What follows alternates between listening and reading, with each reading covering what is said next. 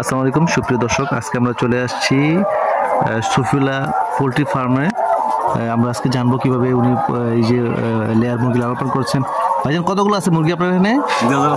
2000 না? হ্যাঁ। ডিম সংগ্রহ করতেছেন না? কত পার্সেন্টেজ, কত ডিম, কত কিরকম পার্সেন্টেজ পান? নতুন এই নতুন শুরু হয়েছে না ডিম? আচ্ছা আচ্ছা আচ্ছা আচ্ছা। তো এগুলা খাবার দাবার কি খাবার দাবার দিচ্ছেন? কয় বেলা খাবার দাবার দিচ্ছেন এগুলা? 2 বেলা খাবার 3 বেলা পানি। 2 বেলা খাবার 3 বেলা পানি না? আচ্ছা আচ্ছা আচ্ছা। তো যারা নতুন করতে চাচ্ছে আসলে কি কি বিষয়ে আপনার এগুলা দেখাশোনা করা লাগে? আপনি কি কি প্রতিদিন কি কি কাজ করা লাগে? মুরগি কি কি জিনিস দেখাশোনা করা লাগে? সকালে খাবার দিতে হয়, আবার লিটার পরিষ্কার করতে হয়, বিভিন্ন ওষুধ দিতে হয়। লিটারটা কতদিন পর পর পরিষ্কার করেন? একদিন পর পর পরিষ্কার করতেছি লিটারটা। হ্যাঁ, একদিন পর পর। আচ্ছা, কালকে আমরা আজকে করছি।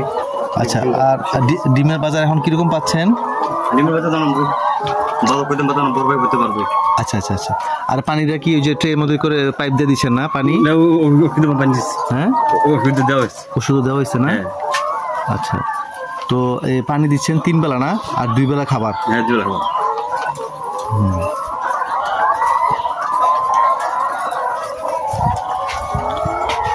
আচ্ছা, আর মনে করেন এখন খাবারের দাম কিরকম, বেশি না কম? বা মুরগির ডিমের এই যে লালন পালন করতেছে এটা কি লাভবান না মোটামুটি লাভ হচ্ছে কিনা? যারা নতুন করতে চাচ্ছে তাদের উদ্দেশ্যে যদি বলেন।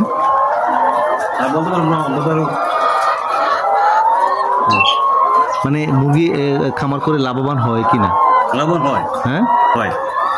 আর এমনি কোনো মনে করেন যারা নতুন করতে চায় কিরকম পুঁজি নিয়ে নামতে হবে বা কিরকম কি কি করা লাগবে? একটা ঘর করা লাগবে,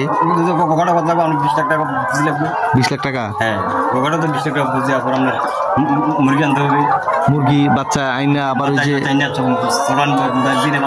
বড় করবে। আচ্ছা, বড় করার পরে আবার 180 দিনে পরে মনে হয় এনে খাঁচার মধ্যে উঠে, তাই না? আচ্ছা আচ্ছা আচ্ছা। কতদিন ধরে এগুলো ডিম পারতেছে? 2-3 দিন ধরে? 2-3 মাস ধরে। হ্যাঁ। আচ্ছা আচ্ছা আচ্ছা।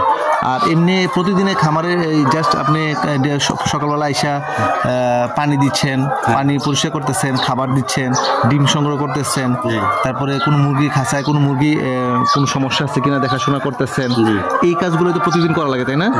হ্যাঁ।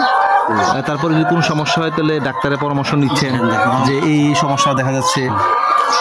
এই তো এইগুলো করলে তো মোটামুটি যারা নতুন করতে চাচ্ছে তারা তো, যারা প্রবাসী আছে তারা এসে মনে হয় খামার করতে চাচ্ছে, তাহলে এইভাবে যদি ঠিকমতো দেখাশোনা করে তাহলে তো অবশ্যই মুরগিতে লাভবান হবে ইনশাল্লাহ, নাকি? পুরাতন খাবারটা কি করে? পুরাতন খাবারটা যেটা রয়েছে এটা পুরাতন খাবারটা লাড়াতে দিলে আবার খাই ফেলে, তাই না? আচ্ছা আচ্ছা আচ্ছা।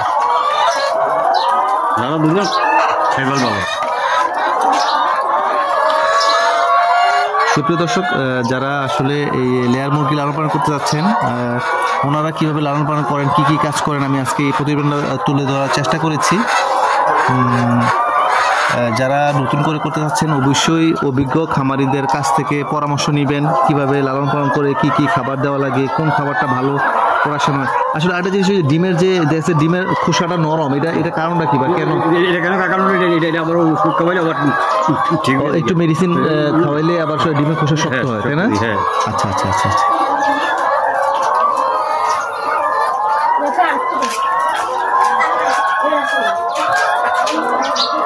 2000 মুরগি না এই শেডে? আর ওই সামনের শেডে না?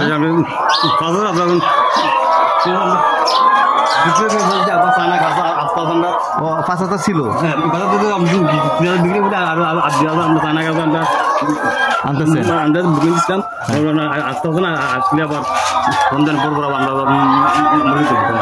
এরাও কি মুরগি দেখাশোনা করে?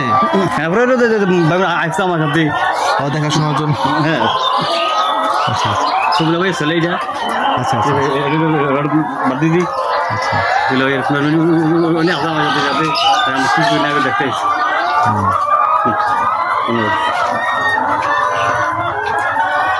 ধন্যবাদ মোহাম্মদ কবির হোসেন ভাই। ঠিক আছে, সফিউল্লাহ খামারটা আমরা দেখলাম এবং দর্শকদের দেখালাম যে কিভাবে লালন পালন করছেন, কি কি কাজ করতেছেন, এটা আমরা শেয়ার করলাম। ঠিক আছে, ধন্যবাদ। আসসালামু আলাইকুম।